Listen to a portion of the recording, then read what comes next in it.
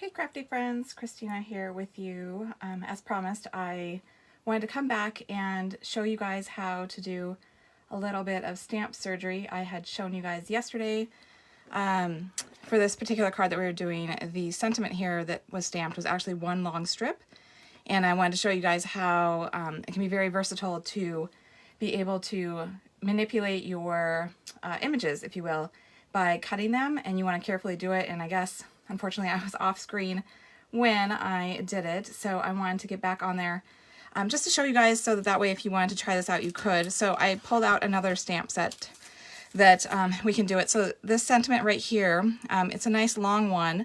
It's a cute sloth one, so the sentiment goes perfectly with it. But maybe what you're working on, your project, doesn't allow for you to have a really long sentiment. You need something that's shorter. And so what we're going to do is we're going to do what we call stamp surgery. We're going to do some cutting into it. So what I was recommending is, and it's going to be kind of hard to see, I know, but I am in the frame here because this is clear. You want to kind of bend away where you're going to be cutting, because you want to make sure that you're getting some like resistance, some pull, so you've got a little extra space to go ahead and cut into. You want to use, I recommend using some micro tip scissors. Like these have a really fine point. They're also non-stick, so it helps make it easier to cut into.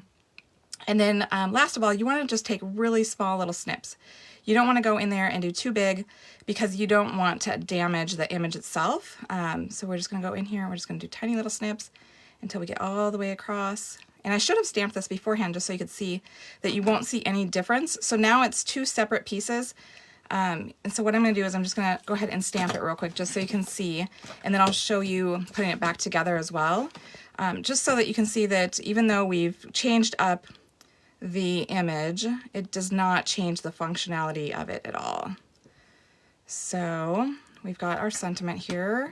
I didn't forget, I'm just slow.